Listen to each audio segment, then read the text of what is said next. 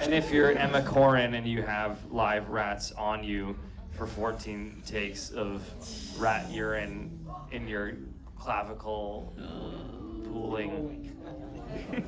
Yeah, it's cool.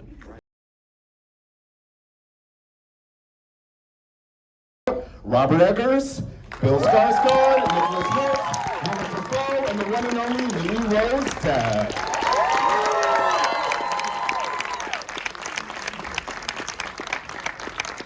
Look at him rocking the shoes. I love the shoes, bro. They look good, man.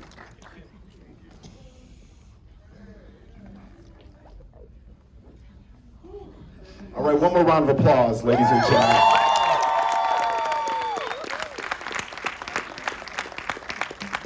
Thanks for being here tonight, gentlemen. Lily is coming in. You know, our queen has to be a little fashionably late, but she's coming. Hang tight. All right, so I'm gonna get right into it. I know you guys have talked about this a little bit, but Bill, you had such a wonderful transformation in this film. Wait, just quickly, the popcorn bucket is insane. Just so good, right? So good. Woo! Here goes Lily Rose Depp, ladies and gentlemen. Hey. Hi, how are you? Sorry I'm late. No, you're not late. Right on time. Right on time. Okay, so first up, I want to talk about Bill as the Count, aka Nosferatu. That transformation was just out of this world and insane. I want to talk about the first time that the cast and crew saw you in full-on Nosferatu attire, from top to bottom, right? Eggers, let's start with you, man. When you first saw him, what was that experience like? I mean, it wasn't an instantaneous thing because, you know, I think we wanted Bill to look like a dead Transylvanian nobleman, and when Bill first saw the sculpt of the prosthetic, he said, "Dude, that guy didn't even look like me when I was alive." But when we did the first makeup fitting, I saw him getting inspired and playing with the makeup and seeing that there was something he could do. But it was the third screen test with the full prosthetics, when the painting was all sorted and the full costume, when I saw Bill disappear and Orlok was there, you know, and it was super fucking cool. Amazing, amazing. Bill, I have to talk about the process of transformation. I can only imagine the hours that went into that before you went into set. Give the people a hint into the makeup and prosthetic process. How many hours did it take to become Nosferatu? 3 hours for hands and head and 6 hours for full body. Wow. Yeah. But yeah, it's an evolving process, and you know, I've been saying this as well, but Robert have been marinating this story for a very long time, and he showed me a digital painting that he had done 2 years before we started to shoot, and he looked like that guy.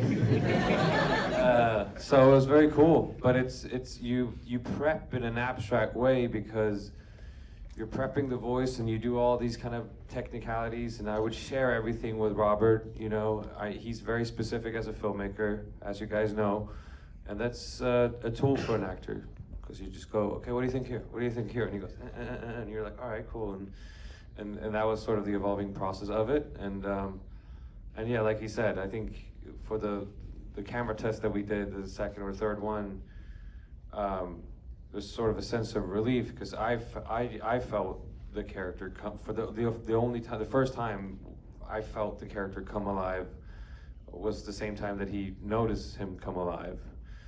And I remember Robert coming up to me afterwards and said, "There he is," and I said, "I think so." And that was a relief, because I don't know, you can't force that. It comes, if it comes, you prepare for it to come, and thank God it did. Right on. I just want to quickly shout out the breath work that was happening in the film. So good, right? So specific. Can you just talk a little bit about what the training was like, and how did you maintain your voice and keep it healthy, man? Well, I mean, the breath was stated in the script, so a lot of the stuff that, you know, it was stated, the breath, and then I thought that was very cool description, and so I worked a lot on the breath, and then the breath was my way to enter the voice. And yeah, but I never had any, like, I did not want the voice to be here. So I wanted it as deep as possible, and I wanted it to flow freely. And I achieved that, so, which meant that the voice never got strained. It flowed freely, yeah. Right on. As you were talking, I was thinking about the mustache. We were talking about it behind stage. That mustache was epic, and I love the choice that it was about. We were hoping that it would turn into a Halloween costume, maybe, you know? Lily Rose. If you can find a Transylvanian nobleman without a mustache, let me know. Correct. Lily Rose, you did a phenomenal job in the film. What a revelation. From the first frame to the end, my friend. I was so fascinated by the body convulsions, you know? Talk a little bit about the training that went behind that and what that experience was like for you. Yeah, thank you. It was a huge part of the prep process for me, and same as like Bill was saying about the voice. It was clear in the script how much, how big a part that was going to be of Ellen's journey, and so too was it for me in the prep process. We did obviously like regular rehearsal of all the scenes and everything, and then I worked privately with a movement coach who helped me so much, and it was really ended up being like a huge tool for me in finding the character, because those moments are like, it's like a form of her, expressing like, involuntarily, I guess, what's going on the inside. And so it was cool for me to kind of learn the character from the outside in that way. To find all those moments physically meant that I was helped in finding them emotionally as well, because the two really go hand in hand. And yeah, I felt the physical movements were very helpful for the emotion, actually, because it's quite like disorienting moving it can be, moving your body in a way that you're not used to, and that's, kind of insane. You don't do it on the daily, and so I found that it kind of really shook me up emotionally as well, which ended up being quite helpful for all those moments. I mean, you guys are all fans. You've probably been reading stuff, but Bill's voice is unaided by like digital effects to make it lower, and Lily's body work is unaided by CG to do all the crazy stuff she does. There's no wire work. It's not sped up. That's just the performance for both of them. Incredible. Absolutely incredible. I just want to quickly chat about the final shot. It was so beautiful, so perfect. Talk a little bit about the symbolism about that final shot and what that experience was like on set that day. It's just Death in the Maiden, which is like a great motif in art literature, in art history, and here it is, our version. I will share one fun fact, which is if you watch the movie again, you might notice that the back holes in the vampire are still bleeding, his eyes are still bleeding, his ears are still bleeding in that final shot. And we also rigged it so that like his anus was bleeding. And it didn't seem quite as emotionally effective. and we literally had to put a cork in it.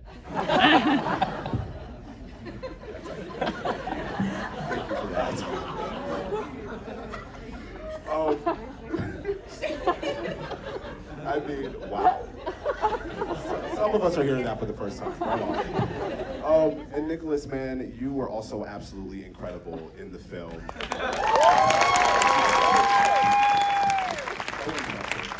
They also put a cork in me.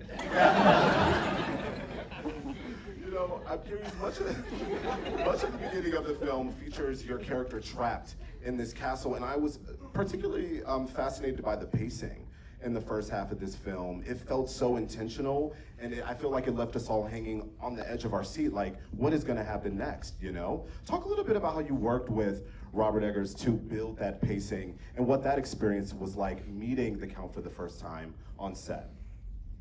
The pacing is all Rob and Jaron, his DP. They had the shots designed and laid out perfectly beforehand. The only control I had over that was sometimes to make the camera pan, they would take it off of my head tone if I looked somewhere. So sometimes if I wanted to have a little bit extra close-up, I'd look somewhere a little bit later. And then they'd say, no, we have to do it again. So that was, that was all their beautifully designed shots, and then it was just about fitting in with the choreography of those, and then meeting the Count the first time. I think that was a part of the film, character-wise, that Rob was really interested in exploring, because, you know, how far do you go into meeting this person? How much are you drawn into them in a magnetic way, in a dreamlike trance, before you realize what's going on and how terrible this is, and try and escape before it's too late, and how long do you remain being polite and trying to do your job despite this person being terrifying. So I think those were the things we were balancing through that. Yeah. Absolutely, and I just have to shout out, there was a little bit of a love triangle going on in a very specific way, a little bit. Can you talk a little bit about your character's role in that love triangle between the Count, Thomas, and Eleanor? Yeah. And you're in the, I'm not going to talk about it. We're coming to you.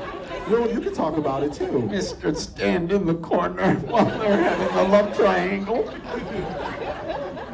Well, I mean, when we were talking about the final shot of the movie, it's pretty bad for me. I walk in on that. It's tragedy. He's lost everyone, and he's really messed up. So it's not a great day. But yeah, I mean, Cook.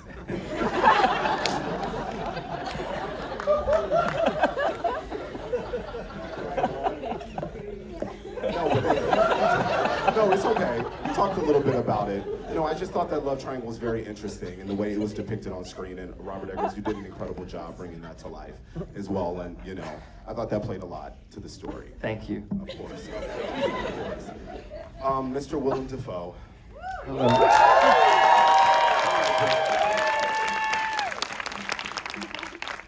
I just have to shout out, this is, I believe, your third collaboration together. It is. With Robert Eggers. What excited you most about joining this cast? And was it, you know, maybe playing a mad scientist that excited you a little Don't bit? say mad. Sorry. He's got Brilliant. particular studies. He's the studies in the occult, alchemy. Yeah. But don't call him mad. I won't do that again, I promise. This time, you know, I love working with Rob, and beautifully written role. I always say, if Rob was an actor, this would be his role. So I really am kind of his extension in this story. I'm an extension of what he wants to see, because he wrote it so beautifully. I know it was a passion project of his. No, just basically that. And I thought the professor was giving a lot of comedic elements throughout the film, and I felt the humor was very intentional in a way. Can you talk a little bit about delivering those lines? No, it's in the writing. I mean, Yeah. I didn't even think about it being comic, but you know, obviously he's kind of an outsider, so he has a different perspective on things. So he understands the ironies, you know, stuff that doesn't quite line up, and he's also, he's in a funny place because he's trying to convince these people about stuff that they don't see. He's trying to make them understand, so he's a little miffed sometimes, and the gap between their understanding and his understanding sometimes, I think he's a little like, so that's a little where the humor comes from, I think.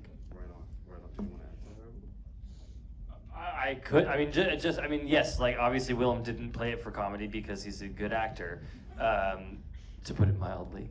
But yeah, you know, Willem and Aaron Taylor Johnson and Simon McBurney's characters all have, you know, this is intended to be my most approachable film. So as much as I want to have the mounting dread all the time, occasionally you want to, you know, let out the steam a little bit with a little bit of humor. I thought that was brilliant the way you wrote that. Well done. I got to talk about the animals. Shout out to the animals in this. The cat made it to the end. Woo! But I want to talk a little bit about the rats. I know you talked about that a little bit. Just give me a rough estimate about how many rats were on set. I think that Nick counted how many? About 7,500. 7,500. But I think the rat wrangler might have said 2,000. But in any case, we had thousands of rats, however many they were, and 200 of them were trained to enter on cue. And yeah, I mean the rats are really intelligent. I have a lot of respect for them, but they're constantly like pissing and shitting, just like constantly. So when you have thousands of them, between 2 and 10,000, it's quite a smelly affair. I mean, I can imagine. And if you're Emma Corrin and you have live rats on you for 14 takes of rat urine in your clavicle pooling, yeah, it's cool. Movie magic. The magic of movies, ladies and gents. I read that there was over 60 sets built for this film. That is not an exaggerated number. That is true. That's absolutely incredible. Can we? Yeah, I mean, like, yeah, you know, the castle interiors, the back lot, you know, the whole city of Visburg, the monastery with the beautiful frescoes, you know, all, you know, we built it all. Yeah. Lily, talk about your favorite day on set. I know it was absolutely fun to explore. Yeah.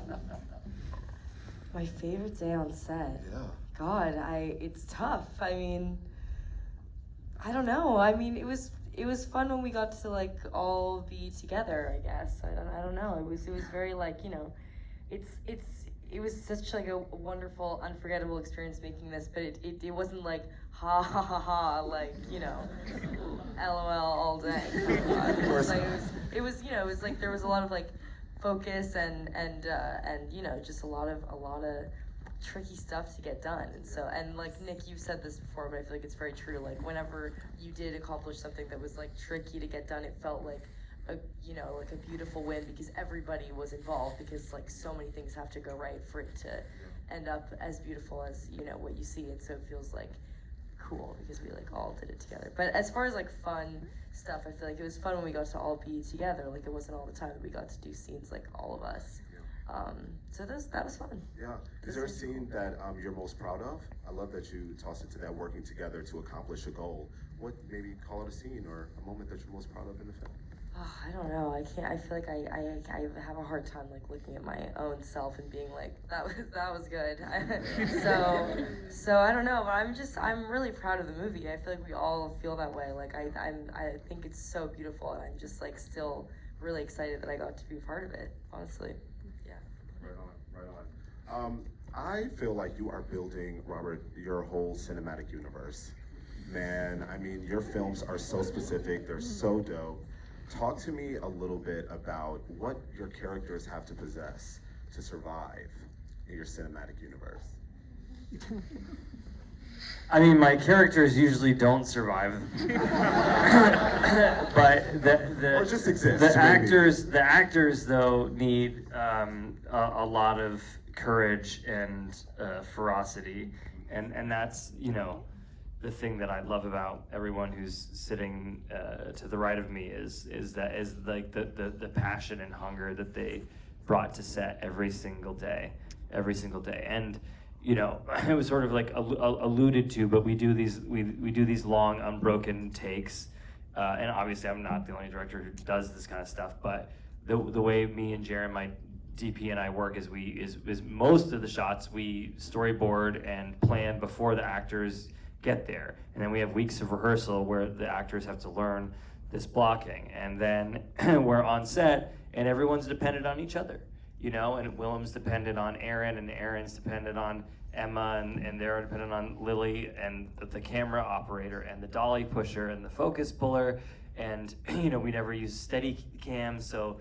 that also means that there's carpenters pulling walls out in the middle of the shot to get the crane or the dolly around the corner to get the, and so that makes a very focused set, and it also makes it like an extra collaborative set, because everybody feels involved with making the movie, making that scene, making that moment happen, and that's cool.